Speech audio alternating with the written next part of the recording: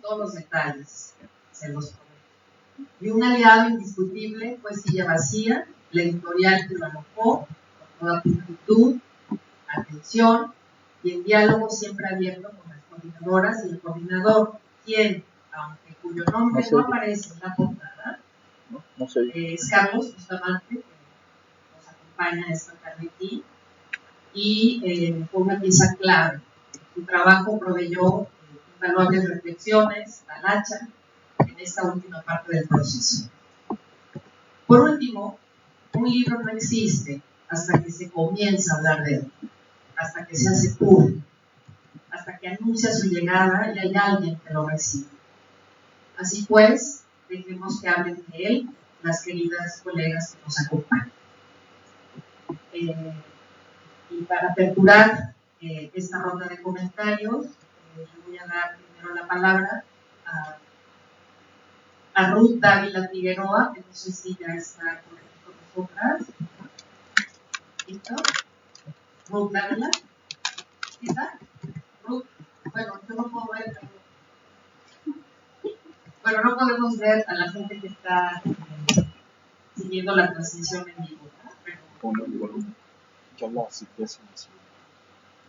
Pero sí está. Las coordinadoras, la Universidad Michoacana y Silla Vacía, para haber materializado la publicación de este libro, que creo que es una discusión muy necesaria, ¿no? Sobre marxismo y feminismo. Entonces, bueno, yo rápidamente hablaré del texto que escribí. Y quiero empezar con una cita que no está en mi texto, pero que releyendo algunos documentos, pues me hizo pensar en lo que escribí para ese coloquio y después para lo que sería ya el artículo propiamente del libro. Y es un texto del libro de 1847, es previo al manifiesto del Partido Comunista. Y ahí es como una serie de preguntas donde va a ir explicando temas relacionados con lo que es el comunismo. Y la pregunta 21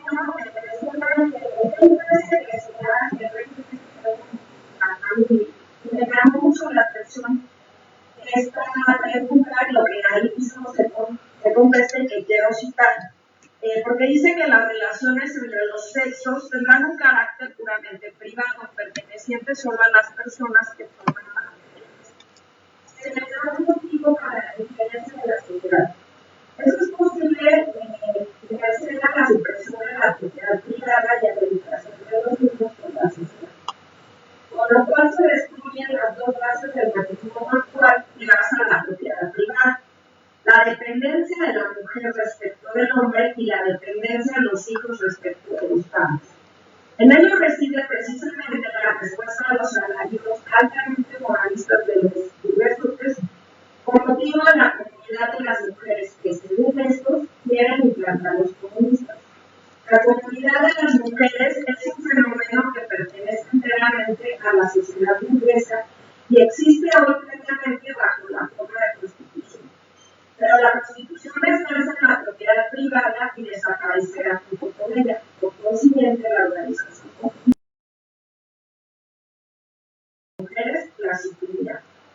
Y bueno, yo retomé porque en el texto que escribí, que se llama La categoría de la imaginación, como eje articulador entre el marxismo y el feminismo, el necesario reencuentro entre dos horizontes encaminados a la emancipación, pues justamente parto del texto de Habermas, donde hace esta crítica y esta reflexión respecto a que si el marxismo no trató de manera, digamos, más como apropiada los temas del feminismo, ¿no? Entonces yo ahí retomando a otra autora, a Abraham, no recuerdo el nombre, pero ella hace como un recuento bastante amplio de la obra de Marx, en donde va pues cifrando y citando como el tema de los sexos, digamos, no digamos género, porque no era una categoría en ese momento, pero sí el tema de la mujer dentro de la sociedad burguesa capitalista, pues era de interés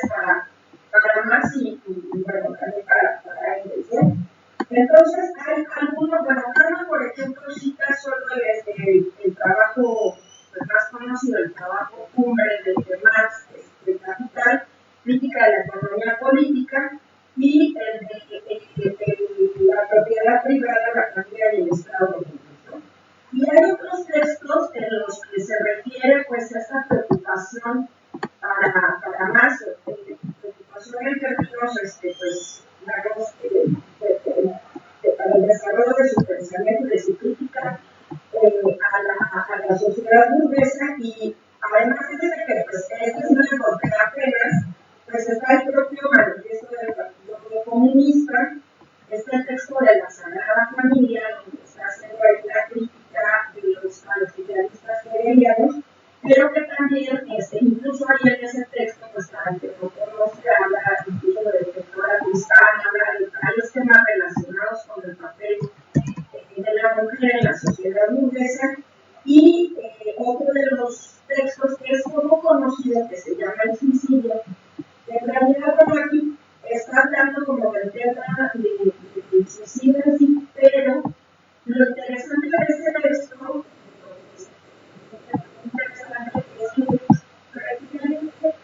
es como a tres mujeres en diferentes situaciones y lo relaciona con mujeres suicidios.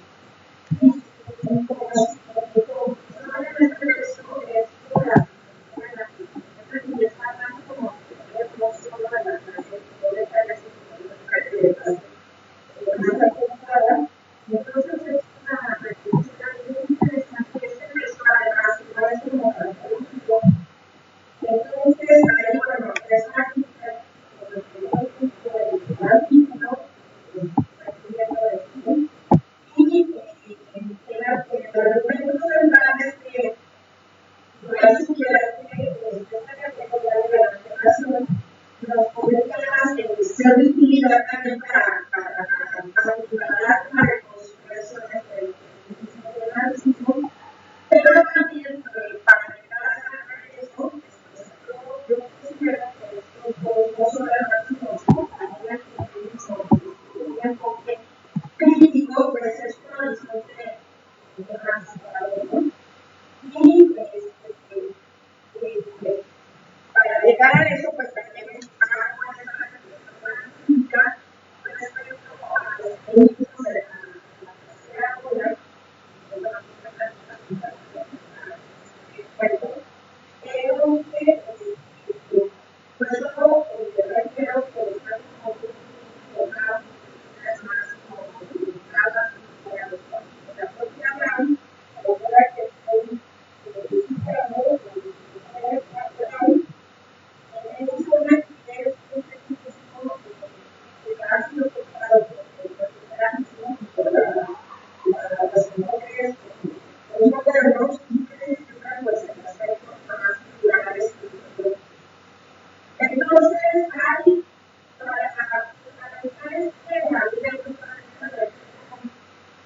para algunos datos interesantes respecto a cuestiones más de orden estructural, como las estructurales que habla pues de esta desigualdad, sobre todo impacta pues a las mujeres, ¿no? Entonces, eran unos datos de 2017, pero realmente estos datos no han cambiado con los años pero con de coyuntura de la pandemia, incluso puede ser regalado, ¿no? En el 2017, el informe de la masa señalaba que el 49% de las mujeres del mundo tienen empleos integrados. En algunas regiones se hace una para las desigualdades de roles y mujeres muy superiores. La brecha salarial mundial es del 24%, en casi todos los países. Los salarios de las mujeres representan un 70% del salario de los hombres. Y además citó un estudio del Foro Económico Mundial, ¿no? Que es pues una organización capitalista, ¿no? Que señala que para alcanzar la igualdad de género en tema de ingresos laborales tendrán que pasar 217 años. Entonces, estos datos, pues como más de orden económico, pone de manifiesto que las mujeres hoy día seguimos pues en condiciones de desigualdad, marginación, exclusión y discriminación. Entonces, creo que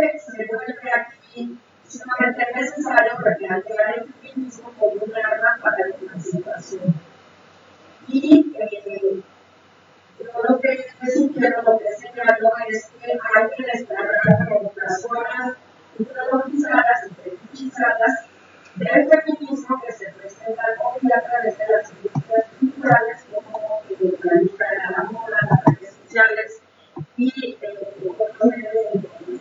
De todo modo, que se ha manipulado de manera bastante amplia las plataformas de difusión. Entonces, no basta, creo yo, con el reconocimiento, como también hace esta crítica la propia Nancy Impresa, sino que hace falta pues una, por lo menos en el plano teórico, siempre es algo en estas cuestiones estructurales que nos ponen en desventaja a las mujeres. Y ella, por ejemplo, Nancy Impresa, que he estado citando, que es una autora que estoy diciendo para hacer esta crítica, ha respondido a un cierto tipo de feminismo, por ejemplo, al capitalismo, que se hace no olvidar. Y habla de este, lo que recuerdo, habla del liberalismo, progresista, progresivo en donde las mujeres alcanzaron lugares importantes pues en la política, en las empresas, ¿no? Alcanzaron puestos de poder. Sin embargo, sí hay de uno pues esta desigualdad en términos más verticales, por así decirlo, porque pues aquí se trabaja con la profesionalidad, con el género, etcétera. Entonces, es interesante que lo neoliberalismo nos dice a la moneda de ser a través de una narrativa sobre el poder de las mujeres. Al invocar la crítica feminista para instalar el familiar para justificar la explotación, utiliza el señuelo de la emancipación de las mujeres para alcanzar el control de la felicidad. Entonces, con estas ¿cómo le digo? considero pues que es básico de detectar importancia ¿Lo mando un mensajito, Pancho? para la reflexión de lo necesaria reconciliación que se pudiera utilizar ese término entre el feminismo y el racismo. Sugiero que hay por lo menos 3 puntos de encuentro que sería que son proyectos emancipadores y que el feminismo político que tendrá como objetivo lograr también la libertad de tener esa convivencia entre las clases y de la tierra de la y ambos proyectos son en el área de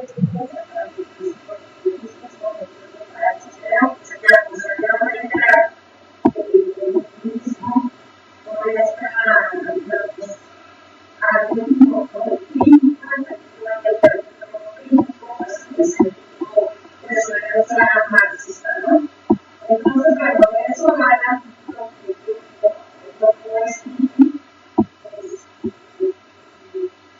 lo que ahora sería lo que pudiera decir y sería pues los comentarios y las personas que nos acompañan.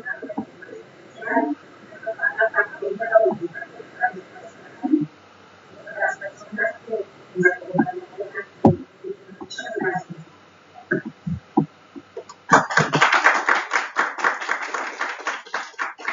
Muchas gracias a Ruth, se me adelantó, pero bueno, la idea era que pues, leyera unas líneas de su semblanza. Lo voy a hacer porque si no ya después se va a ver un descuadrado cuando lea la filosofía. Ruth es doctora en Ciencias Políticas y Sociales por la Facultad de Ciencias Políticas y Sociales de la UNAM, es secretaria postdoctoral.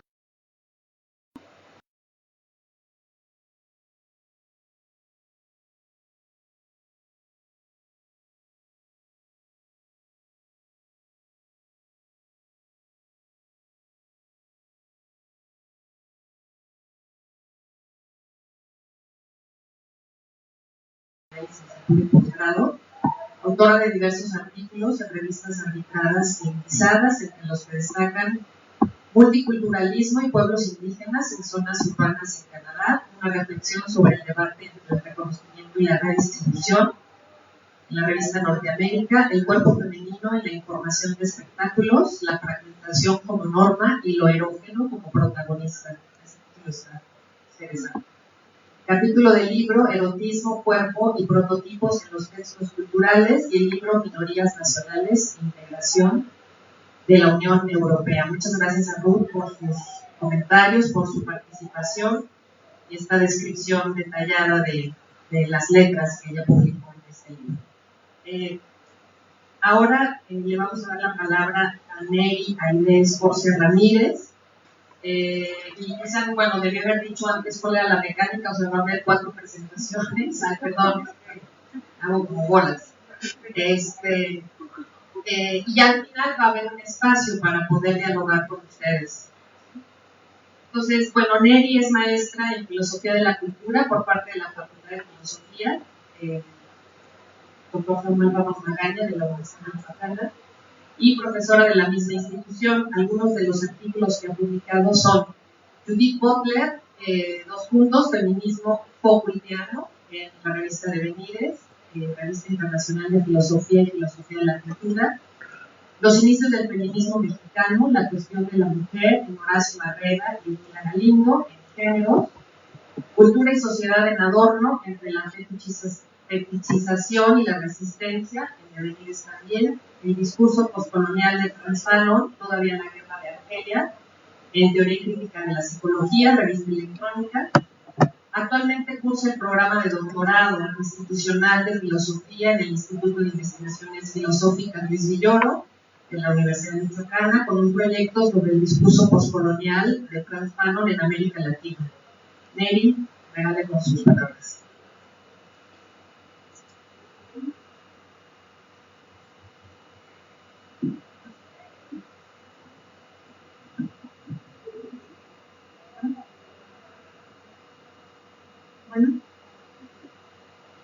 Bueno, muchas gracias a quienes nos acompañan de manera presencial.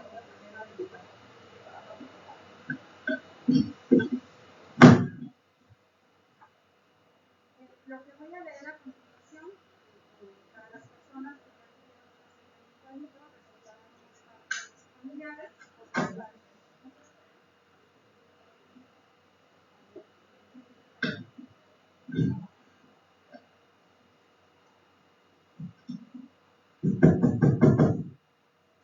que leeré a continuación,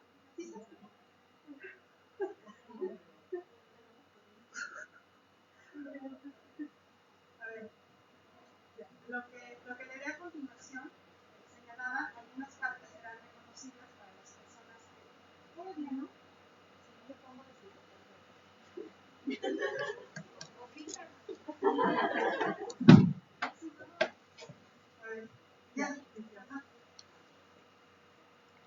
comentaba que lo que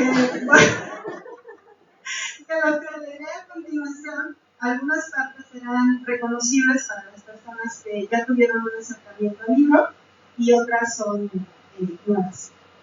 Entonces doy lectura. Cuando concebí la idea del coloquio internacional Feminismo y Marxismo, un matrimonio mal avenido, en la Universidad Michoacana de San Nicolás de Hidalgo, se presentaron una serie de eventos relacionados con los planteamientos marxistas, dado los 150 años del Capital. Estos tuvieron réplicas independientes a los eventos mencionados al interior de algunas facultades. Me llamó la atención que ninguno de ellos abriera un espacio para las discusiones entre el feminismo y el marxismo. Esta ausencia, bastante ilustrativa de la poca importancia que se le sigue dando a las problemáticas de las mujeres, fue mi primera motivación. Una segunda motivación surgió por las tendencias que yo percibía y sigo percibiendo en los ambientes académicos locales. En dichos ambientes ha predominado una desconfianza por las interpretaciones marxistas, como si éstas ya no tuvieran cabida en el contexto actual. Al respecto, debo señalar un par de cosas. 1. El giro culturalista operado en los distintos ambientes académicos, tanto del primer mundo como del tercer mundo, el cual forma parte de la idea de que ya no es funcional realizar un análisis de las sociedades modernas a partir de categorías como las de lucha de clases, proletariado, revolución, o aprovecho para decir la observación que me hicieron en el comité tutorial, que por qué me estaba inventando lo del tercer mundo con gran salud. 2. La recuperación contemporánea de visiones marxistas, pero inspiradas en autores que no gustan mucho a quienes se asumen como marxistas de la vieja guardia. Es el caso de Enrique Dussel.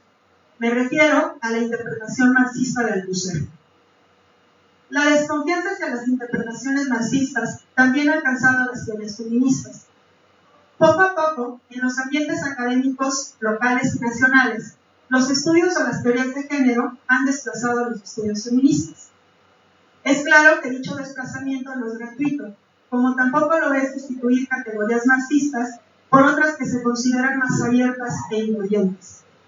Como bien dice Rosy Braidotti, cito, el término género, de connotaciones científicas, parece pulsar una cuerda más tranquilizadora en el mundo académico que la expresión más explícitamente política de estudios feministas. Este factor es en parte responsable del éxito logrado por los estudios de género en las universidades y en las casas editoras. Argumentando que los hombres también tienen un género, muchas instituciones comenzaron a pedir que se les instituyeran cursos de estudios de los hombres como contraparte o alternativamente como un componente estructural de los estudios de la mujer. Fin de cita. El coloquio de feminismo y marxismo, realizado en 2017 en la Universidad Michoacana, fue pensado desde un inicio como un homenaje al brillante artículo de Heidi Harman y tenía un doble objetivo. Por un lado, recuperar dos posturas que suelen ser vistas más como políticas que académicas, y por otro lado, debatir sobre las relaciones problemáticas entre ambas posturas. A 4 décadas del enfoque dual propuesto por Harman, las relaciones entre el feminismo y el marxismo han vuelto a colocarse en el centro de las discusiones gracias al fenómeno mundial que ha comenzado a denominarse la cuarta ola del feminismo. Una expresión de esa oleada feminista son los llamados a la huelga internacional de mujeres, llamados que parten del reconocimiento que Harman ya hiciera de la división sexual del trabajo como aquello que permite la decisión entre las actividades relacionadas con la producción y las vinculadas con la reproducción. De aquí los lemas utilizados en esas huelgas. Si nuestras vidas no valen, produzcan sin nosotros. Si nosotros paramos, se para el mundo. De aquí también el carácter anticapitalista de la cuarta ola del feminismo, pues al denunciar la escisión entre producción y reproducción, se enfatiza la manera en la que el capitalismo se ha nutrido no solo de esa separación, sino sobre todo de la subordinación de la segunda a la primera. Como ya saben, quienes han revisado el libro, los capítulos que lo componen ofrecen una pluralidad de perspectivas sobre las relaciones entre feminismo y marxismo. Dos ejemplos de ello serían el texto de Ciencia Rusa, que da por sentada la conexión estrecha entre ambas posiciones, y la contribución de Raquel Gutiérrez, que es muy crítica respecto a dichas relaciones. Esta pluralidad, manifiesta en el libro, es ilustrativa de las distintas posiciones que las feministas de izquierda han asumido a lo largo de la historia. Si el feminismo debe sobreponerse al marxismo o viceversa, o si debemos apostar por una colaboración estrecha entre ambas posturas, son cuestiones abiertas, no cerradas.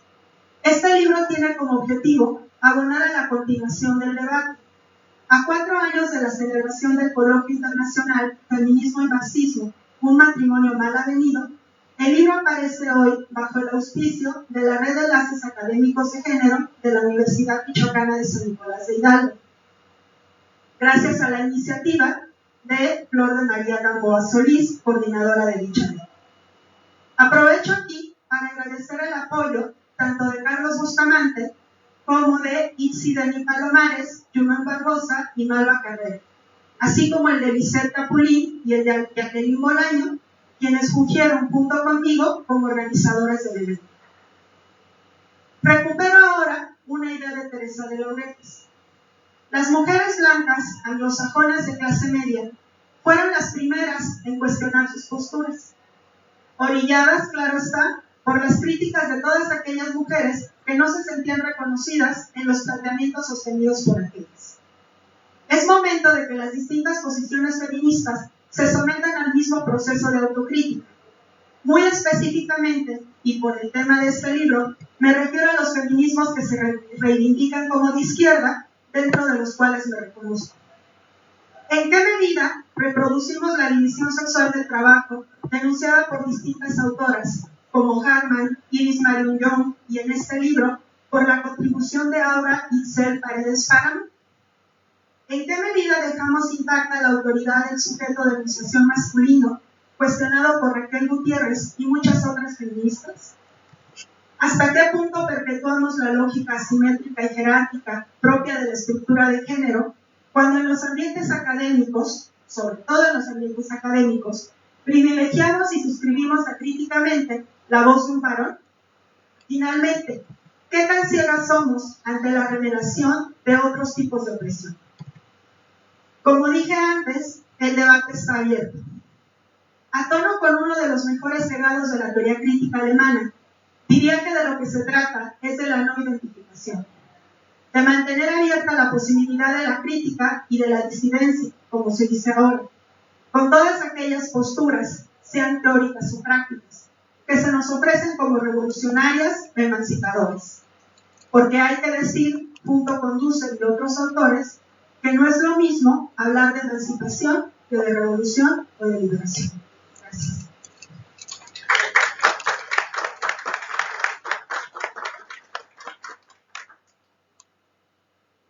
Muchas gracias, Nelly. Yo me quedo con esta última provocación, ¿no? De hacer estos deslindes y distinciones y dónde nos queremos colocar, ¿no? Bien, pues ahora toca el turno de escuchar los comentarios de Sofía Blanco Sixto. Sofía es doctora en Desarrollo Rural por la Universidad Autónoma Metropolitana, Unidad Xochimilco. Es profesora por asignatura en la Universidad Michoacana y en el Instituto Puebla, Extensión Morelia. Sofía ganó en el 2019 la presea Heréndira en Derechos Humanos. Es integrante del colectivo feminista MAPAS, Mujeres Andando Procesos por Autonomías Sororales. Muchas gracias por estar aquí, Sofía, acompañarnos y le cedemos la palabra. Yo también me lo acerco mucho porque me escucho bastante. Decir que muchas gracias por la invitación primero y muchas felicidades porque ya salió el libro, ¿no? Que espera puede ser también la desesperanza. Bueno, debo de decir que yo participé en el club y yo he participado justamente en otras actividades folclóricas en las que hemos estado justamente en la construcción académica. Sin embargo, en la lectura de este libro, y te agradezco la invitación, pero me di cuenta que entonces, para mí algo que fue como me gustó mucho el título porque es muy provocador. Sí, entre marxismo y feminismo es un matrimonio para justo por pensar el término matrimonio, ¿no? O sea, pienso que ahora en este 2020, ¿quién se quiere casar? Digo, claro que quién se quiere casar, pero se repiensa muchísimo el tema del matrimonio y que finalmente el matrimonio es una institución también y que hay críticas sobre el propio matrimonio burgués, el contrato que hay entre hombres y mujeres para unirse, porque al final pues hay un acta matrimonial. En fin, era como yo no deseo que el feminismo haga un acta matrimonial con el marxismo. Sin embargo, justamente esta colaboración, este encuentro y desencuentro que ha habido de los feminismos con el marxismo se presenta justo en el libro. Desde donde se ha pensado y planteado el problema de las mujeres y el problema justo de las diferencias de clase. Debo decir que uno de los sobre todo los primeros textos me atravesaron bastante en el sentido de mi formación también como psicóloga. Y la denuncia, y me parece que todos los libros, que muchos de los libros feministas, muchos de los libros de filosofía marxista, lo que provocan es también es una denuncia de la justicia, la denuncia de qué nos hace falta, la denuncia de qué nos está pasando a las mujeres, que hay momentos que se silencian y hay momentos donde la justicia pareciera que es aplastante la denuncia porque no llega a la justicia. Entonces, pensaba como al leerlo, sobre todo en el primero donde la autora habla sobre el sujeto universal y cómo va discutiendo la universalidad. Me parece muy interesante que proponga cómo sí hay que politizar de nuevo esto de la universalidad. Si nosotros hemos leído justamente textos feministas, lo primero que decimos es no podemos seguir enunciando desde la universalidad o la generalidad, porque no todas las mujeres somos iguales, ¿no? No todas las mujeres vivimos las mismas situaciones, ni todas las mujeres estamos viviendo la situación específica. Sin embargo, ella va dando justamente cómo vamos reconociendo que se necesita politizar de nuevo el universalismo para la lucha de las mujeres. Me pareció bastante interesante justamente porque es o sea, todos los textos, excepto los artículos que van a encontrar en el libro, son muy provocadores en el sentido, no solamente de repensar conceptos que han sido de varios líneas o de estos feminismos de la diferencia, feminismo de la igualdad, feminismos marxistas, etcétera, sino también de aquellos feminismos que van creando, van haciendo o van mostrando conceptos que después también lo enuncia como dogmáticos. Y eso es súper interesante. Eliminar la dogma que hay tanto en el marxismo como en el feminismo. O sea, cuando aquello se convierte como en una práctica donde solamente estamos haciendo enunciamientos, como si fuera, disculpen aquí si alguien es creyente, no creo que alguien sea creyente, pero si alguien solamente lee el Padre Nuestro y entonces solamente lo está diciendo, eso es un dogma, ¿no? Entonces estamos llenos de dogmas y es justamente el libro donde vamos a retomar aquellos conceptos que se han enunciado en otros momentos históricos, tal vez de nuestro recorrido académico, para reconocer que es de nuevo estos conceptos para politizar. Y cómo ha sido, o cómo ir viendo, cómo se ha despolitizado la lucha de las mujeres a partir de ciertos conceptos, como ya lo mencionó ahorita Neri, a partir del concepto, por ejemplo, de género.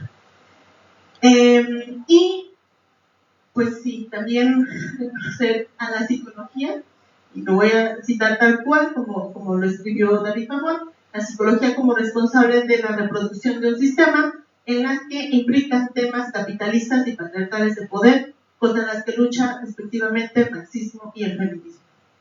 Ojalá muchos profesoras y profesores de la Facultad de Psicología y de otras facultades justamente retomaran estas críticas de nuestra formación, porque lo que vemos cuando estamos en la cotidianidad es justamente cómo el sistema o ese análisis de clase no está presente. No se reconoce, por ejemplo, en el acceso de la justicia de las mujeres es cuáles son aquellas mujeres que tienen espacios rurales, que están en condición de situación de precariedad económica y cuáles son aquellas mujeres que no están en una situación de precariedad económica y que pueden abastecerse o darse justamente estos procesos y que se necesitan otras formas u otros mecanismos para que las mujeres accedan, por ejemplo, a la justicia. Por otro lado, también es cómo se va patologizando y psicologizando estas formas de ser mujer, ¿no? Y estas formas que además se presentan mucho en la pobreza. O sea, cómo no ver la desesperación de alguien que está perdiéndolo todo cuando hay un desastre climático. Y entonces, frente a los desastres, pareciera, o estoy pensando ahorita que veo algunos que están aquí presentes, cuando están destruyendo ciertas áreas de Morelia, como la población o como la gente que está cerca de ahí se pone, entre comillas, histérica porque están destruyendo el bosque, porque están destruyendo el manantial, y entonces la lectura de fuera están locos, histéricos, no entienden. Estoy pensando también en la acción de ayer cuando comuneros y comuneras indígenas purépechas van y quitan este monumento en contra de que va o nos está reflejando estas jerarquías coloniales, y entonces la reproducción que hay es justamente de no comprender por qué la gente está haciendo, y los comentarios que uno lee a partir de la noticia es estigmatizándolos, criminalizándolos, de no saber por así, son gente ignorante, tan bonita que es Morelia, tan colonial Morelia. Y de ahí es justamente como el reconocimiento de esta clase, de estas formas en las que se van reproduciendo jerarquías, y en donde estas jerarquías son quien está también en esta superestructura. Y me parece también como importante cómo nos van a partir del texto también indicando cómo van las jerarquías, no solamente las jerarquías basadas en el género, sino también las jerarquías que son directas en clase, pero también aquellas jerarquías que hay entre los países que se llaman países desarrollados, y aquí es justamente reconocer que hay un modelo que es capitalista o neoliberal, y cómo esta forma también neoliberal va insertándose en los cuerpos de las mujeres. Creo que con esto de la cuarta ola vamos recordando que no porque exista una cuarta ola se han eliminado las otras olas. Significa que esas olas en muchos de los países ya se han abarcado, ya ha pasado. Cuando estamos en esta cuarta ola, no solamente son las huelgas, no es solamente reconocer que hay una globalización y una comunidad también de mujeres, sino también de reconocer que hay una multiplicidad de identidades. Y esa es la cuarta ola, que hay una multiplicidad de identidades también de las mujeres, y que ahora hasta se habla, sobre todo en el tema del feminismo, de las jóvenes, ¿no? Como si las jóvenes no hubieran estado antes. Hace unos días yo veía un video de los años 80 y Marta Lamas era una jovencita de 20 y tantos años. Entonces es como, de verdad no existían las jóvenes en el movimiento, pues más bien era que no se veía la edad de las mujeres, ¿no? Era como si esta mirada adulta se presentara en todas las mujeres sin considerar tampoco la edad. Y esa es como la potencia justamente de reconocer estas identidades, y que van reconociendo cómo estas tensiones que se presentan van generando preguntas y abren, por supuesto, otros horizontes. Cada una de las que han estado aquí presentes han mostrado, nos han comentado de algunos de sus capítulos, y nos van hablando cómo estas preguntas que se van haciendo se pueden aplicar, porque creo que también una de las grandes preguntas que se tienen tanto en el feminismo como con el marxismo es cómo hacemos, que no es así tal cual con los libros pues, pero cómo popularizamos el conocimiento que generamos en las academias, cómo permitimos que entonces eso que estamos escribiendo lo comprenda la jornalera con la que estoy trabajando, ¿no? ¿Cómo quiero que lo comprenda la chica que quiere huir de la casa de sus padres? ¿Cómo hago que lo comprendan las relaciones también entre hombres y mujeres? Y ahí es donde bajamos, y ahí tiene que ver también la praxis, y ahí tiene que ver también lo que es la materialización del conocimiento, que lo estamos palpando y que lo estamos viviendo de manera cotidiana, y que entonces podemos reconocer cómo estas formas de ir y venir entre la teoría y la práctica nos permiten ir generando otros cuestionamientos, otros efectos, y también cómo vamos reconociendo que eso nos emancipa como mujeres, pero también puede emancipar a otras poblaciones, no solamente de mujeres, también otras poblaciones, y que es pensar ahora justamente con este tema de la política pública. Desde el año pasado el gobierno a través de Ni Mujeres está empujando una política pública que va dirigida hacia el cuidado, son políticas de cuidado, y la pregunta es ¿qué tipo de cuidado? ¿No?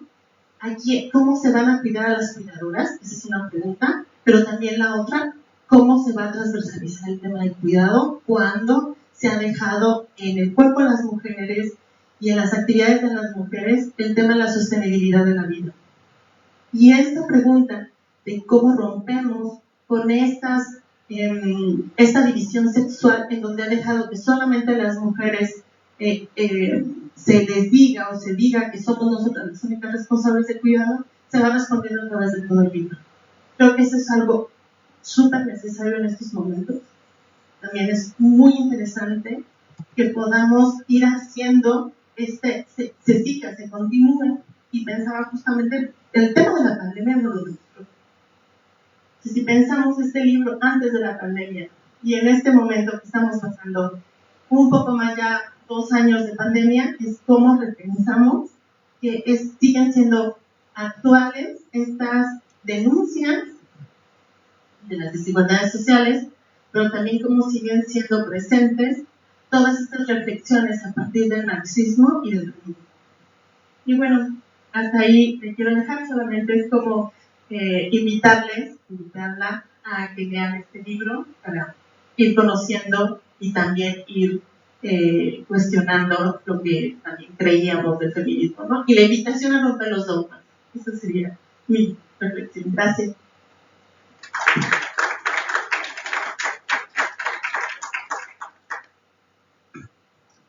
Muchas gracias a ti, Sofía. Afortunadamente tenemos bastantes herramientas para ir haciendo esas rupturas. Y bueno, basta que las pongamos como en el consenso, ¿no? Bueno, pues ahora toca el turno de nuestra cuarta comentarista.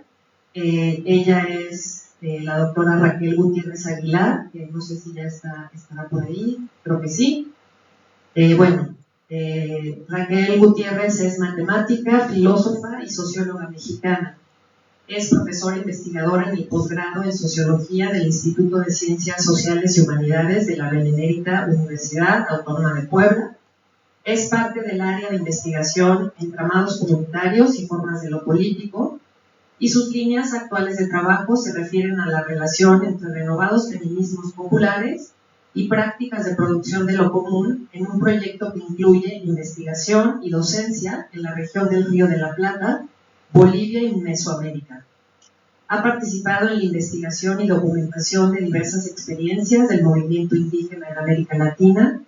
Ha sido integrante de la Red de Feminismos Decoloniales, así como responsable del comité organizador del primer Congreso Internacional de Comunidad, que se llevó a cabo en Puebla en el 2015. También ha realizado estancias de investigación en Uruguay, España y Sudáfrica para reflexionar acerca de la feminización de la política, las luchas de las mujeres diversas y los horizontes de transformación social, dando como resultado su publicación más reciente, Horizontes Comunitarios Populares, producción de lo común más allá de las políticas estadocéntricas. Esto en el 2017. Tal vez tenga otro libro ahora, pero bueno, yo me basé en la información que nos proporcionó para el libro. Un gusto tenerla por aquí entre nosotras y nosotros, doctora Raquel, y le damos la palabra. Muchas gracias. Pues buenas noches y muchísimas gracias.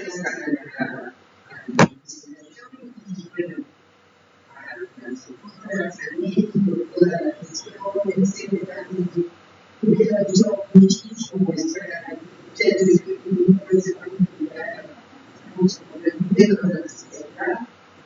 es una emoción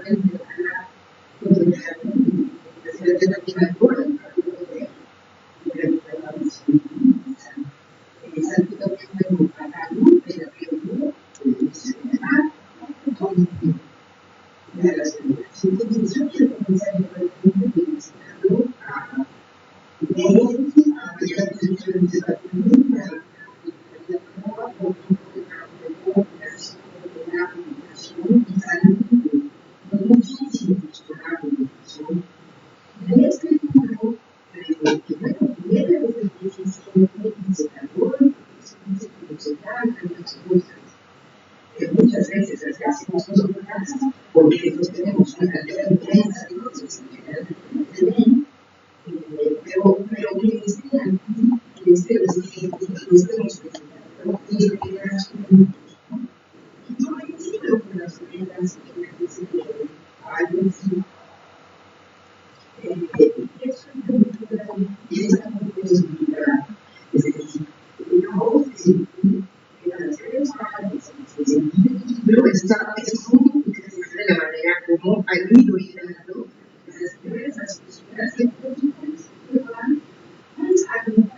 esas cosas en otras son coincidentes con la historia de la comunidad. Es un dolorido y necesito mucho ustedes.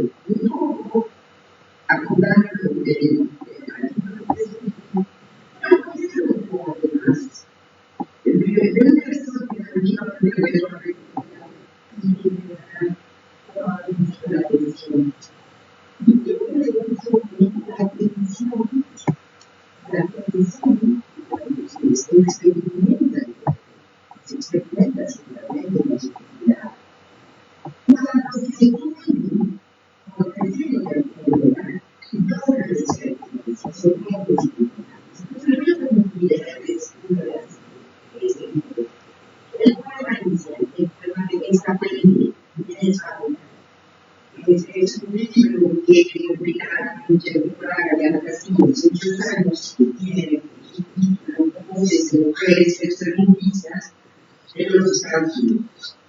Y hay una prueba de que empieza así. Estoy harta, enferma de ver y tocar ambos lados de las cosas. Enferma de ser la condenada por un delito. Nadie se puede dejar así. Extremo una vez animal, una vez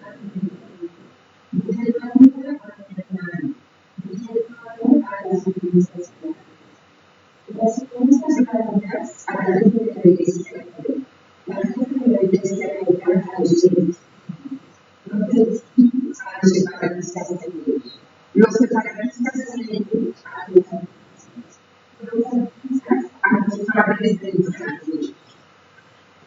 Y después, tengo que explicarme a mí mismo a Dios. Bueno, empiezo por aquí, porque quiero aquí, quiero insistir en algo que me interesa. Esta experiencia que se ha contado de Dios, una misa de vamos a decir una hora, que está dando cuenta de la discusión, que está articulando la discusión, pero que al mismo tiempo la iglesia es mucha guerra, muchos años, ¿cómo lo vive? Y lo vive cuando está alto. Entonces, yo quería preguntar, ¿cómo?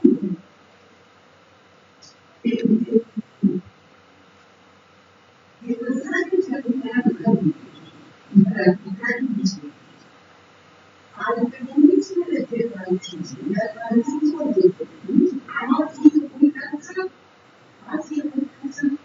porque de alguna manera, por la política de organizaciones que estudian la marxismo y de una práctica al feminismo, era necesario desarrollar los casos explicados cosas unas a otras, otras a unas.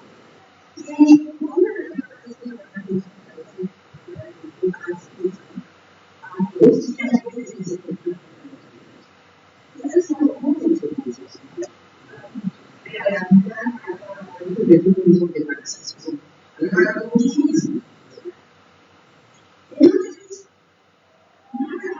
esta pregunta de vos como grupo de algunas experiencias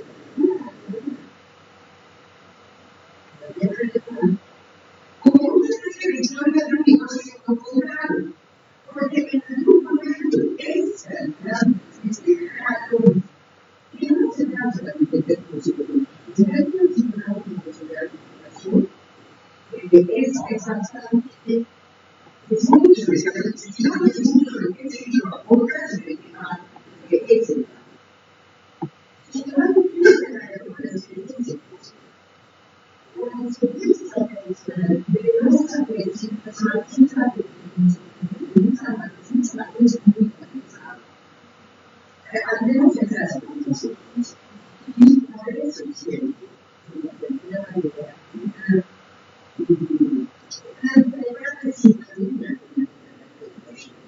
Es decir,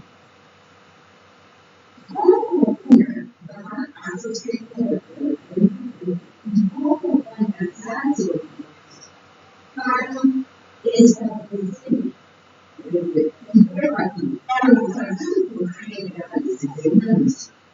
Cuando toma el tiempo con un conjunto de argumentos supuestos, con una nación generalizada, que va a reconocer esas palabras, que va a reconocer esas razones y que va a, de alguna manera, borrar, completamente borrar, para sustraer o rectificar administración en la tarea de ¿no? La otra cosa, lo que no presenta la metodológica se va a revisar después digamos, la estructura dramática del trabajo que detrás estaba en proceso de explicación, eso es integrada a procesos de lucha que constituyen formas que realmente marxistas. Uno de los puntos tremendamente importantes de discusión general o general fueron los precisos en el marco analítico de particular. Bueno, podemos empezar por marxismo y supercomunistas. Podríamos analizar y podríamos organizarnos. Y yo creo que vale la pena hacerlo porque hay mucho que aprender repasando y cómo operar desde ese punto de la esencial en vez de poner una lectura sencilla de trabajos, de reflexiones sobre desafíos difíciles. Sin embargo, yo empecé más bien a tratar de base porque digamos, figuras de la secretaria reflexiona los pensamientos que guía traer a la discusión como no frentes marxistas. No he sido, yo así sí las marxismo. ¿Por qué? Porque voy tratando de armar un plan para que podamos movernos algo soltura, digamos, eventos que son negativos y que son tan difíciles porque no son las de la razón. Se dan en el marco de la realización, se dan en el marco de la erosión y la ocupación a la sociedad en las cuales los individuos reinan. Entonces, esto es la constitución.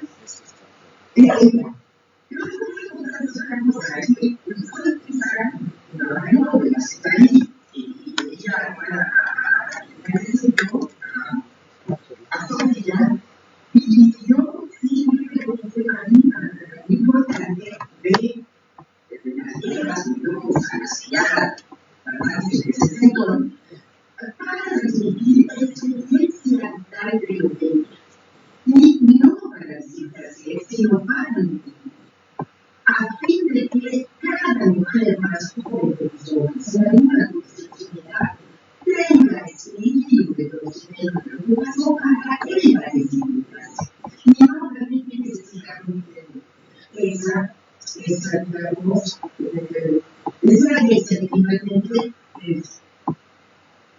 Pues eso es que fue eso es que posee capacidad de desarrollar. Entonces, yo creo que en el capítulo de María Guadalupe Sánchez Pérez, que es una crítica de los abstractos, hay una cita en este trabajo, hay una cita a un texto que se llama Feminismo Revolucionario, que está citado por Carlos Pérez, de 1950.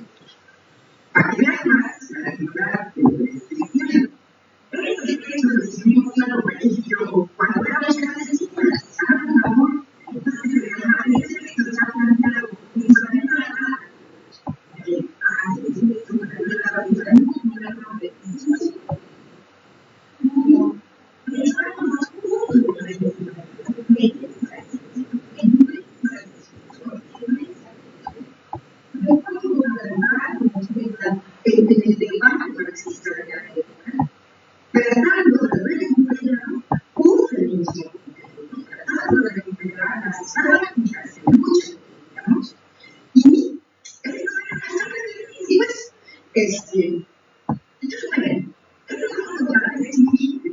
siempre es lo que me pasa, esto es siempre Marta Guadalupe, porque se refería a investigar el sector tecnológico, el estilo publicado o el copiadora de una obra, bueno, eso le decía mucho de experiencia, mucho no tiene que ver con la gran discusión de las palabras. En ese contamos los esfuerzos que hacemos para hacer útiles a nuestras otras cifras.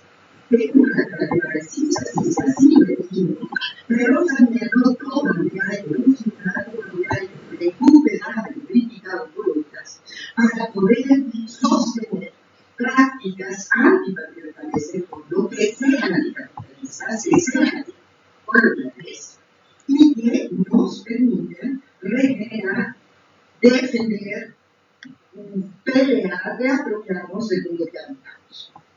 Colegas, muchísimas gracias. Sí, perdonen que soy así un poco le pongo feeling, pero muchas gracias. Me da mucho gusto estar aquí.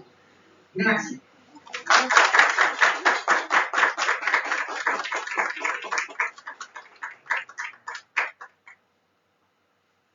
No, pues es que sin feeling no marcha la cosa, Raquel.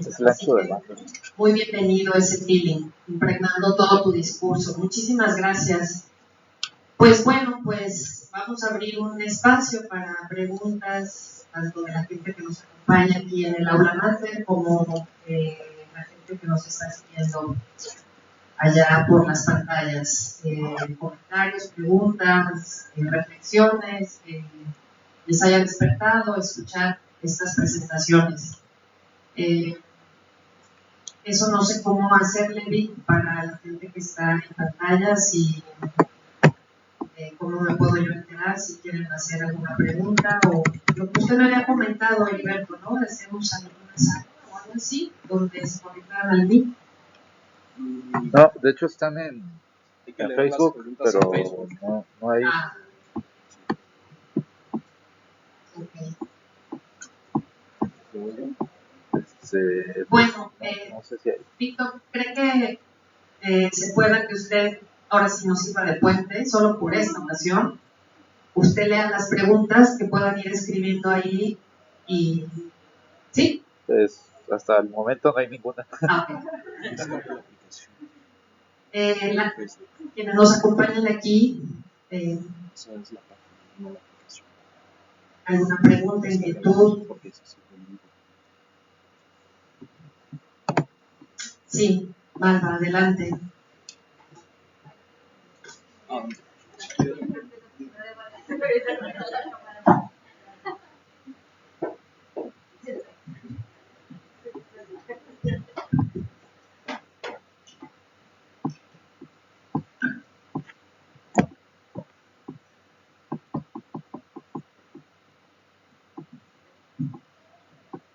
Bueno, antes que nada, bien por este evento, por la coordinación de este proyecto, gracias a las maestras que les hicieron posible y qué emocionante también ver a la maestra Raquel Gutiérrez.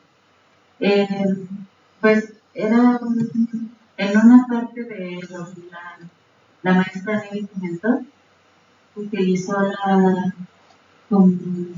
concepto de la no identificación, pero yo me perdí un poco, porque la no identificación, bueno, la entiendo como este abordaje, pero no sé si estoy segura, no estoy segura si sí, justo de lo que comentaba también Ruth Ávila sobre esta nueva ola de las identidades o de este discurso feminista que está pues permeado por la necesidad de cómo encontrar esta identidad, pues, como de una cuestión identitaria.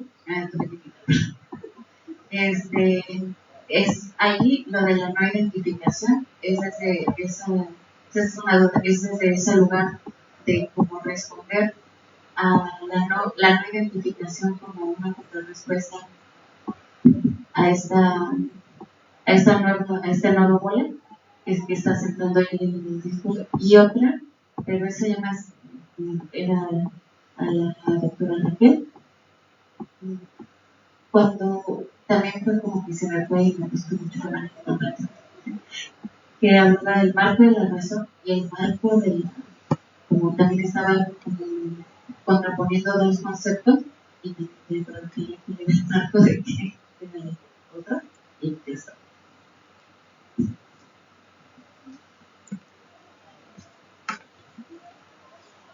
Bueno, esto de la no identificación, en realidad está dentro de un debate mucho más amplio, teórico, con implicaciones prácticas.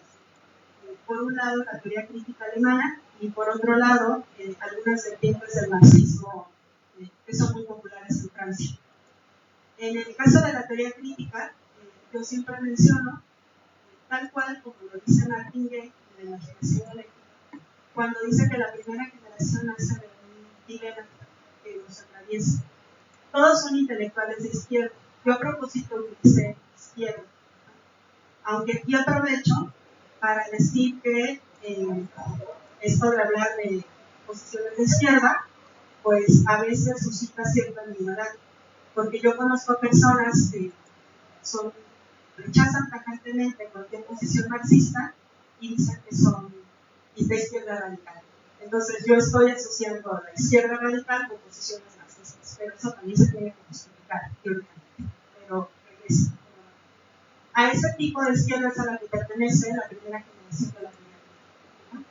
Sin embargo, como dice Martin Gay, ellos se vieron atravesados por el dilema de sí querer que gane cierta fuerza progresista, pero al mismo tiempo no identificarse completamente con esa fuerza progresista, porque al identificarse se pierde la distancia crítica. Y siempre es bueno mantener la distancia crítica. Entonces, esta es mi postura, que por supuesto también es debatible, también se tiene que discutir, pero me parece que al interior de distintos movimientos, de distintas expresiones políticas de izquierda, muchas feministas queremos que triunfen, pero no debiéramos identificarnos críticamente con eso. Porque al final de cuentas, muchas de nosotras lo hemos vivido, lo hemos visto, tanto en las organizaciones como en los movimientos, en el propio ámbito académico, como las mujeres inevitablemente acabamos realizando actividades que ya están predeterminadas por esta dinámica del género y de la estructura patriarcal. Existen muchos ejemplos de esto, nada más de pasada. El último movimiento que se dio en ENES, pues también era algo que se estaba denunciando por las chicas que estaban defendiendo el movimiento. Entonces, más bien me refiero a eso, a no identificarte de tal manera que se pierda la distancia. Y bueno, yo quiero aprovechar para decir que me encantó como, igual la primera vez, la intervención de la doctora.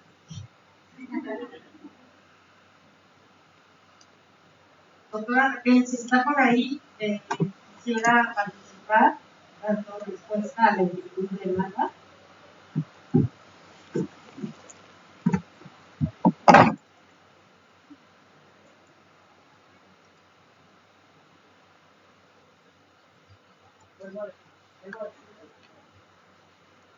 Que casi no escucho en línea. ¿Cuál era la pregunta? Sí, la escribo acá.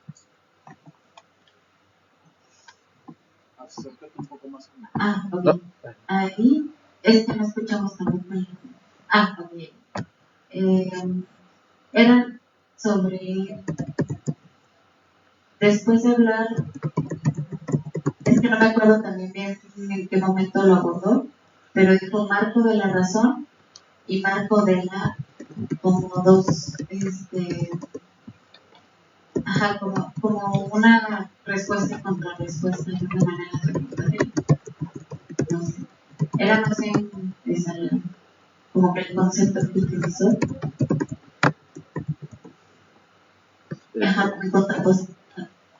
En contraposición a la razón, dijo el marco de la razón y el marco de la, para poder decir la manera en la que se abordaba el marxismo desde un feminismo.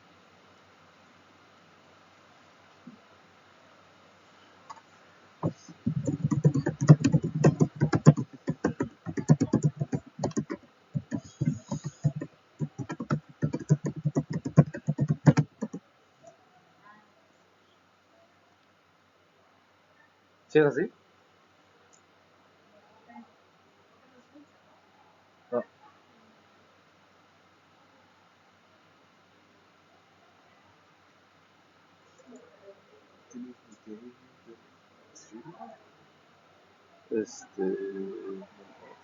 A ver, ¿me toca? ¿Esa? ¿Sí me toca a mí? Ya tengo aquí escrita la palabra.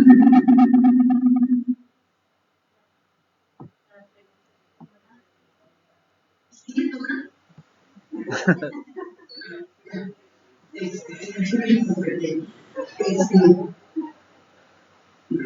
Lo que pesco de la pregunta es la relación del marxismo desde el punto práctico hacemos tres significaciones. Una es el significado, la cuestión de el mundo de la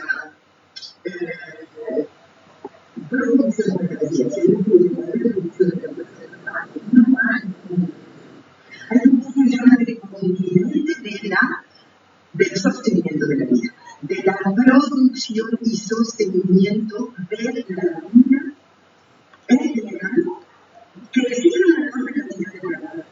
Entonces, hay una inmensa necesidad de entender a detalle el significado mismo de la palabra trabajo y no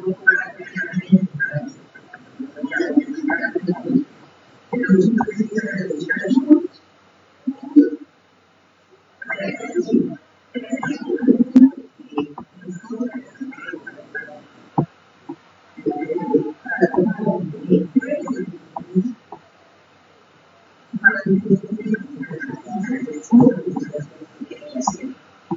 es, pensamos en el de los lugares. Es decir, cuando uno piensa de manera muy abstracta de la industria, pensamos en el problema de la historia de la industria, en el problema de cada cuerpo, no como el problema de cada comunidad, sino del acuerpamiento y a partir de las experiencias de las luchas más sutiles de las mujeres trabajadoras al operar. Y esas luchas han operado disuelviendo verdaderas y disuelviendo verdaderas aún es posible, pero exigiendo disposición de quienes empiezan a agruparse o no quedarse instalados. Es una cuestión, yo creo que debe ser un poco de muchas estudiantes así, muy arriesgadas, yo les pongo es una enorme capacidad. Yo estuve en esta realidad ya muchos ideológicos que empiezan a, digamos, a confrontar segmentos de ánimo. Entonces, esos dos puntos serían centrales. Poner en el centro la reproducción para pensar la transformación, ahí es una deriva, incorporar al trabajo que tiene que ver con hacer la crítica a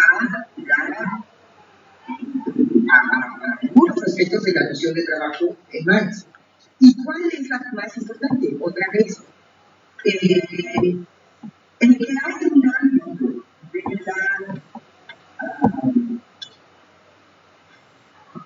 de la actividad que estaba construida, así en general, que no queda totalmente desaparecido en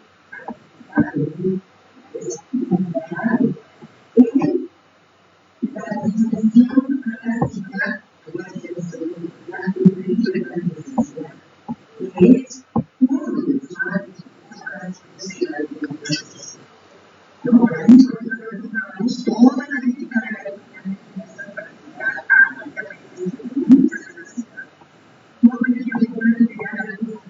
la necesidad, porque hay asuntos que son necesarios,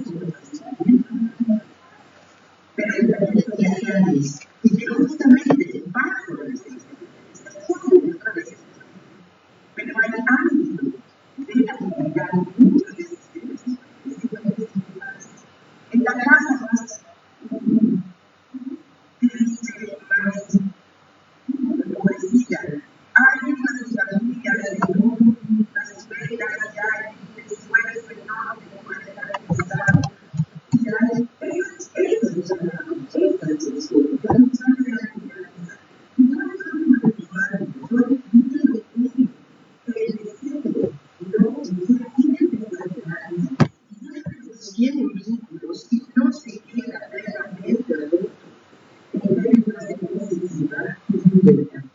Entonces, el feminismo que yo practico se presenta como una característica de su agencia, de libertad, de educación. Bueno, para ello, los derechos son un medio que es de alguna manera la libertad. Pero los derechos no son el fin. En eso no estoy de acuerdo. No estoy de acuerdo. Los derechos son necesarios e insuficientes, en ese orden. Y de la necesidad de habilidades profesionales de práctica de libertad. En fin, esto que estamos diciendo es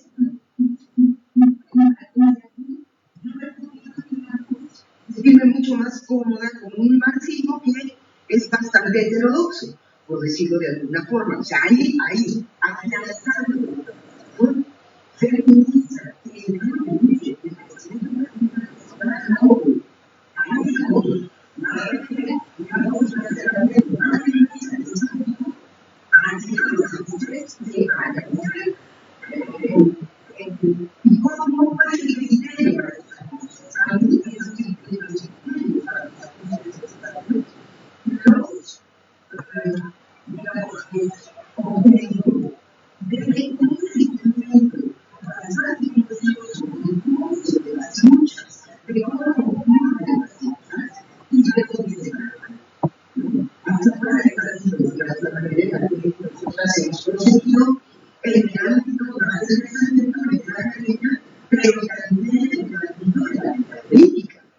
también en el ámbito de la disputa más directa sobre los asuntos de gobierno, de vivir, de decir, esas cosas mundanas.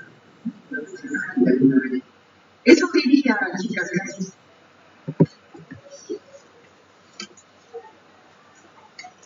Gracias, doctora Raquel. Pues todavía tenemos unos 5 minutitos. Adriana, adelante.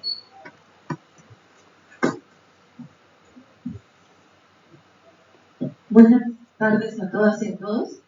Pues igual me uno a las felicitaciones por la escritura y sobre todo por la resistencia para llegar al día de hoy después del coloquio y la escritura. Creo que es un libro provocador, como decía Sofi, por la palabra matrimonio en la portada. Y también creo que leerles y escucharles pues va a ser parte de nutrirnos, como decía la doctora Raquel. Yo tengo una duda, o me surge más bien ahora como la pregunta, que quizá tenga que ver con su experiencia en este ejercicio, ¿no?, de vincular el feminismo con el marxismo, y es cómo les ha ido justamente en atravesar el feminismo en el marxismo, y sobre todo en los marxistas, ¿no?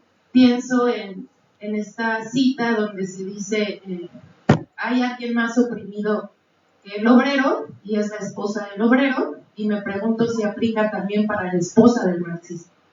Y esa es mi pregunta.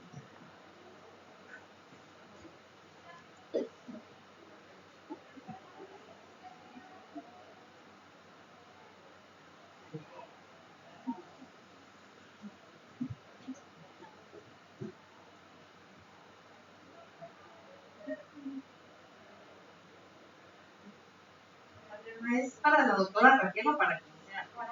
Ah, bien.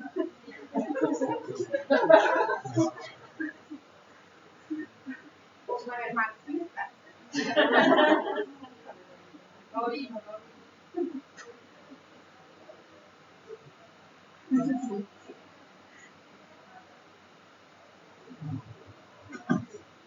Bueno, yo decía como pregunta, de hecho, al final de mi intervención, yo decía como pregunta. Se apagó.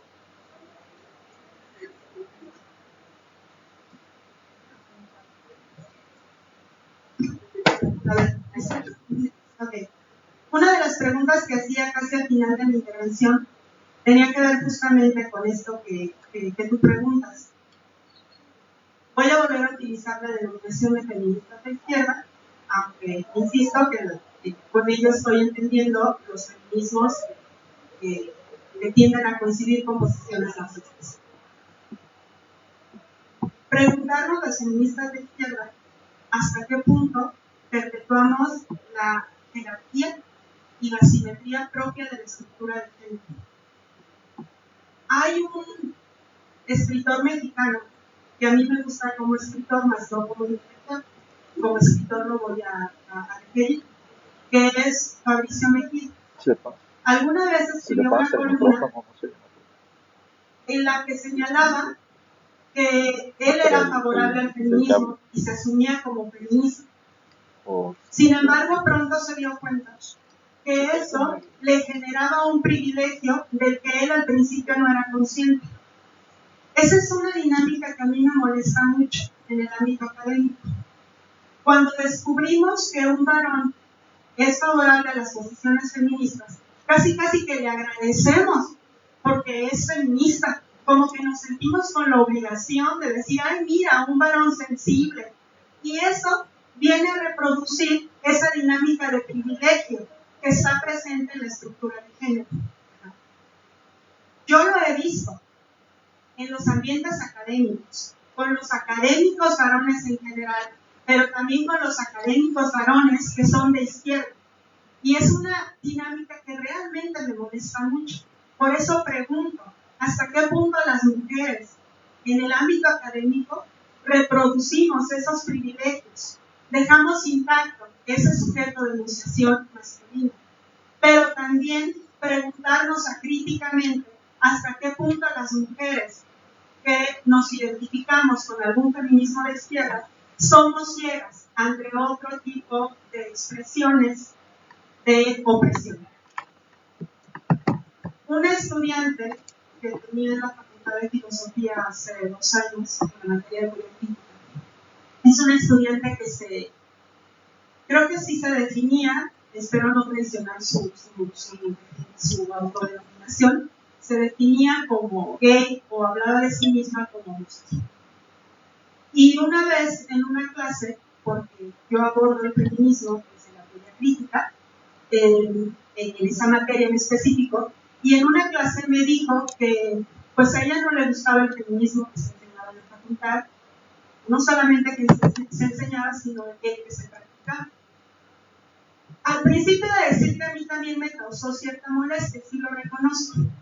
Más bien conforme iba avanzando en lo que me decía, empecé a entender por qué decía lo que decía. Y llega la parte donde menciona que a ella le disgustaba mucho esa imagen tan generalizada acerca del varón violador, golpeador.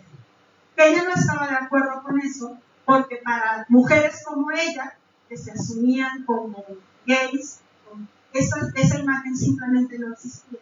Y le parecía muy peligroso que se hiciera esa generalización. Cuando llegó a esa parte de su pregunta, entendí. Pero entonces por eso digo, ¿en qué medida nosotras mismas somos ciegas ante otras formas de opresión? En lo particular, no me gusta que se diga, de hecho no me gusta ni el debate, la pregunta como tal me parece que lleva a un callejón sin salida. ¿Qué es primero? ¿La opresión de género o la opresión de clase? No me parece que sea un problema sobre el que tengamos que discutir. Desde el tipo de feminismo que yo asumo, en realidad van entrecruzadas. No las podemos separar. Pero, otra vez, eso requiere una justificación teórica. Ahora, en la práctica, ¿qué tanto las separamos? En la práctica, ¿por qué tendemos a privilegiar un cierto tipo de opresión sobre otro tipo de opresión? Son cosas que en lo personal no comparto, pero asumo siempre, y así lo digo en mis distintas clases, son cuestiones abiertas que se deben de discutir. Eso es lo que yo digo.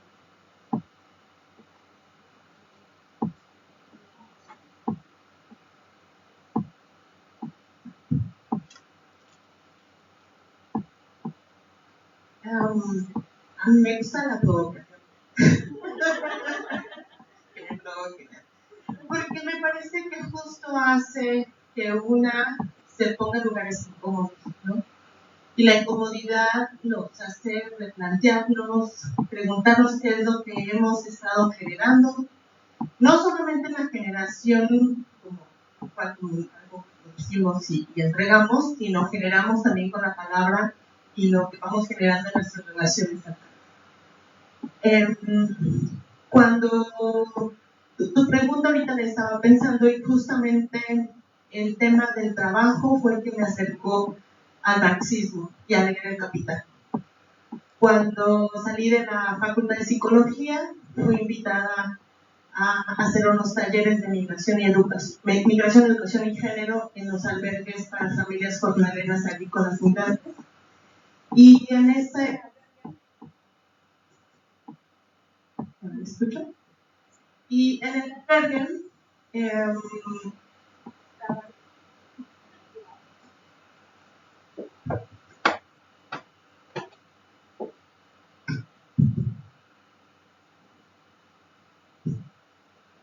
Gracias. Y en el albergue estamos abordando el tema de género y educación con los papás y mamás de las niñas y niños de estas familias jornaleras migrantes. Y recuerdo que nosotras, creo que también hay como mucha, no solamente hay como vacíos de saberes y de conocimientos, otros que necesitamos en la práctica como psicólogas, es muchísimo, sino también como a veces mucha ingenuidad, ¿no? Como no situarnos en el lugar en el que estamos. Pero esto siempre lo pongo como ejemplo porque muchas veces no reconocemos a la otra persona que está enfrente. Entonces nosotros hicimos una actividad para hablar del trabajo de las mujeres, ¿no? La explotación de las mujeres, cómo vivían en estas situaciones tan terribles, explotadoras y demás. Terminamos de hacer una actividad y una de las jornaleras me dice, pusimos una canción, y la jornalera nos dice, no solamente a mí, nos dice a las que estamos facilitando el taller, pues sí es muy triste la canción, pero más triste es estar sin trabajo. Y esa fue una contestación que me rompió, ¿no? Y a partir de ahí me dejó un montón de preguntas.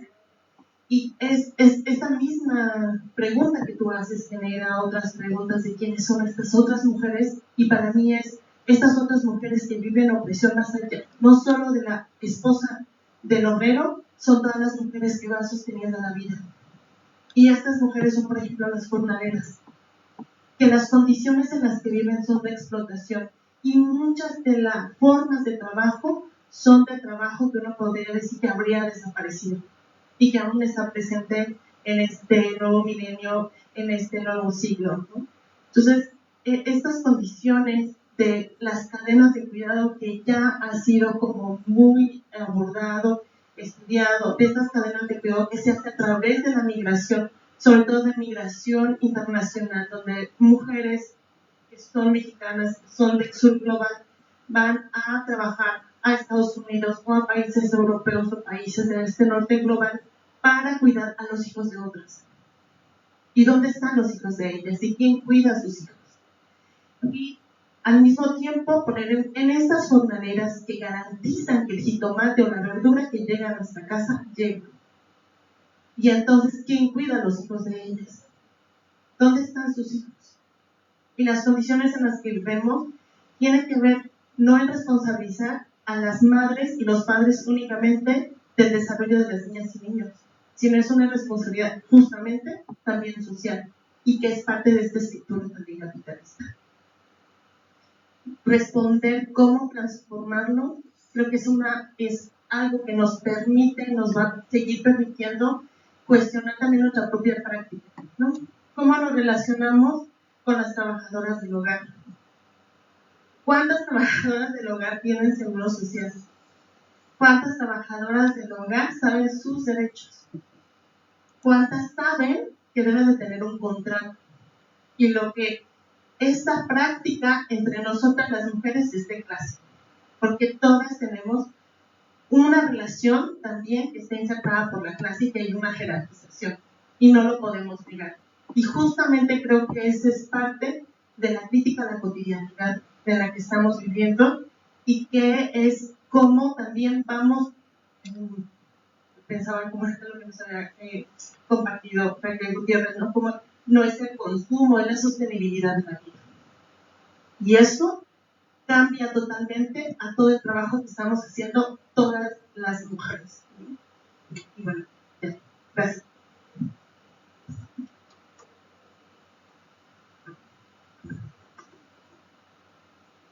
Raquel o Ruth, si están todavía por ahí acompañándonos, quieren tener una participación en este debate que se ha abierto, adelante, por favor.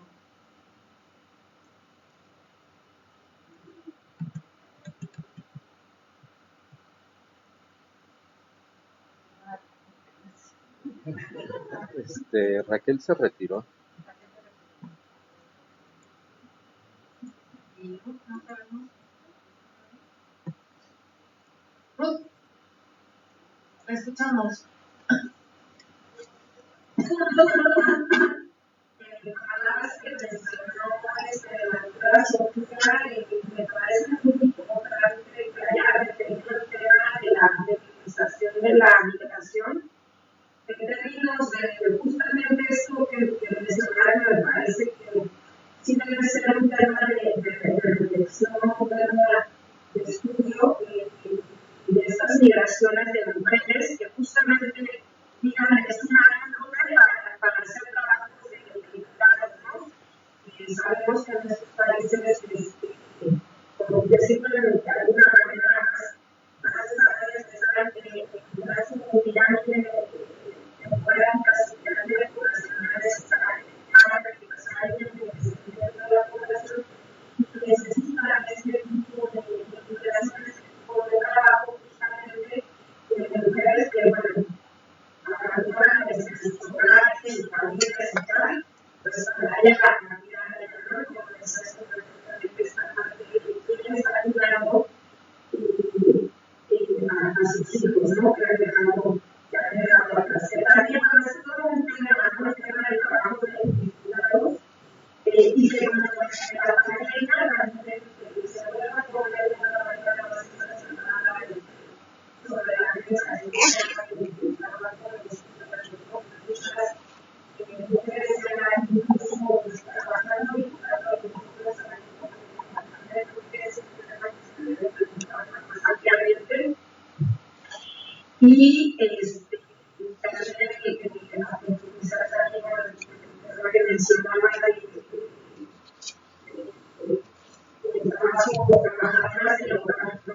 Es algo como una de las ciudades, pero el otro de las trabajadoras del lugar, más que el médico casi no se acuerdan de las discusiones de estos asuntos del feminismo. Entonces, bueno, la presentación, muchas gracias por la invitación. No sé, alguna cosa que pudiera comentar. Creo que hay que leer el libro, les invito a todas las personas que nos escucharon, tanto en línea como presencial, que se acerquen a la lectura de la obra, sí hay bastantes reflexiones. Es un texto necesario, ¿no? No estoy de acuerdo pero una de las autoras esto del feminismo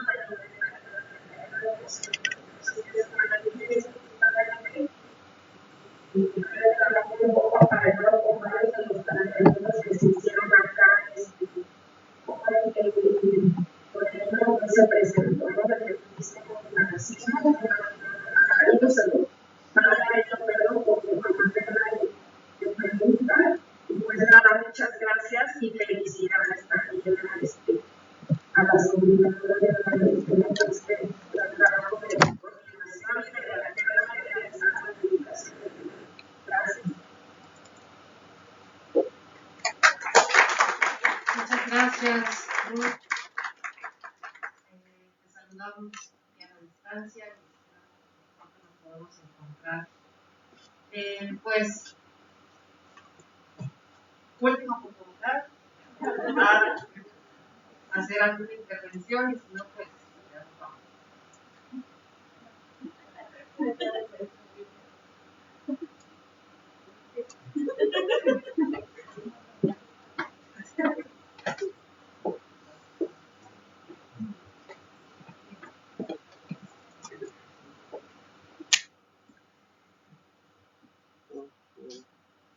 era una pregunta para el grupo, de hecho. Justo cuando hablaba del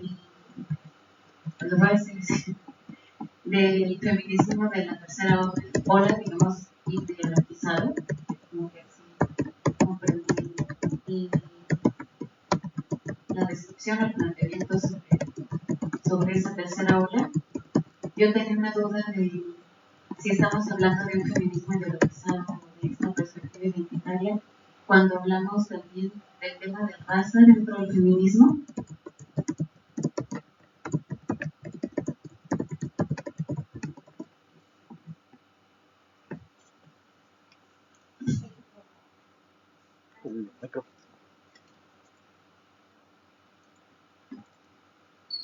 Justo creo que, bueno, también esta cuestión de la interseccionalidad es un tema ya tratado en el feminismo, a las empresas que esto que lo han trabajado justamente a Angela Davis, y además siempre esta cuestión de la interseccionalidad.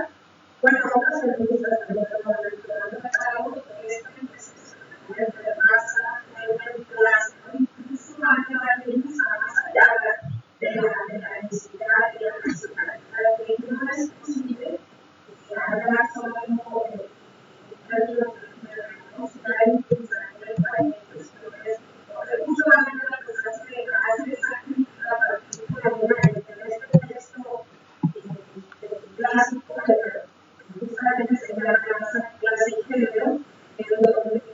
hace como una especie de historiografía, ¿no? A partir de los movimientos del abolicionismo en Estados Unidos, del movimiento de las sufragistas, y cómo ya construyendo a partir de esa historiografía, pues esa pertinaz, pues ese planteamiento de la necesidad de los cruces entre esas categorías, ¿no?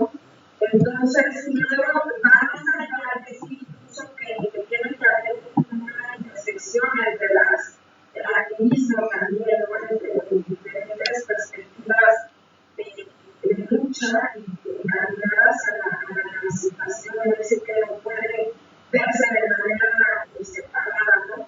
Entonces sí me parece muy importante pues, revisar estos textos en los que se articula pues, esta perspectiva, ¿no? De la interseccionalidad, que sí me parece que debemos dejarla de lado, y que el feminismo que me parece en este momento hegemónico, pues un poco empezamos, si ustedes quieren, pues sí deja de lado todas estas cuestiones, la cuestión de la clase, la cuestión de la raza, la cuestión de la educación, incluso por ahí lo parece una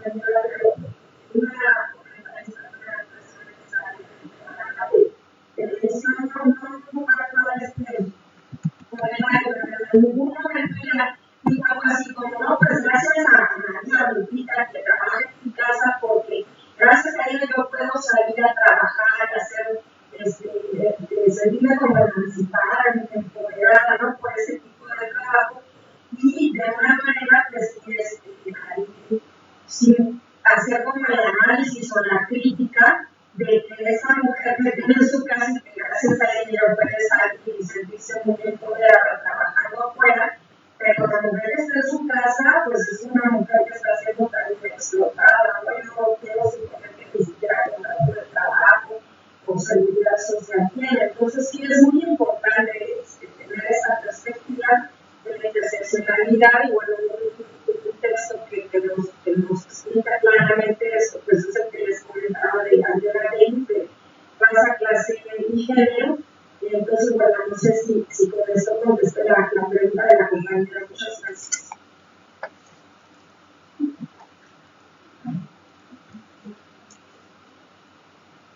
Bueno,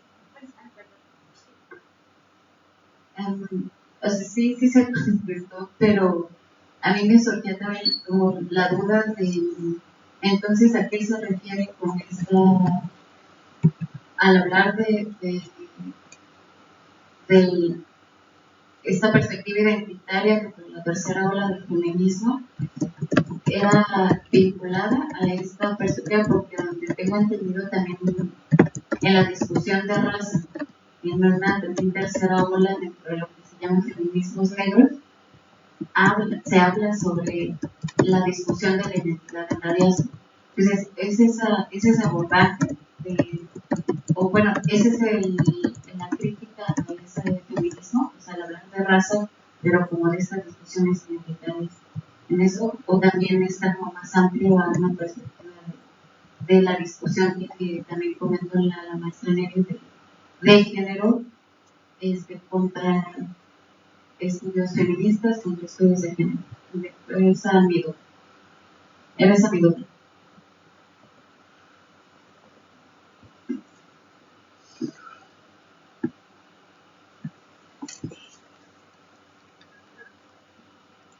Esta crítica que se hace a la tercera ola del feminismo es que el neoliberalismo, ¿no? Y la perspectiva también posmoderna, de alguna manera acopló las demandas, ¿no? Feministas y situándolo más como en una demanda de orden más cultural. Yo no menciono la categoría raza en mi texto, pero lo que menciono es que como enfocar más en cuestiones de orden cultural, como la crítica, como lo que trató en el momento posmoderno, o lo que también Nancy Fraser denominó el neoliberalismo progresista, es decir, que se garantizan ciertos derechos de reconocimiento, ¿no? Por ejemplo, reconocimiento a la diversidad cultural, etcétera, ¿no? Estas políticas multiculturales, etcétera, pero que la cuestión de la desigualdad más orden vertical, ¿no? Económica, pues esa se deja de lado. Un poco por ahí está, un poco por ahí como esa crítica que hago partiendo de estas perspectivas. Pero no mencioné el término raza, más bien como cuestión de lo cultural, ¿no? Sin ver está más de fondo las desigualdades estructurales. Un poco a eso me refería. No sé si con eso queda más clara la respuesta. Gracias.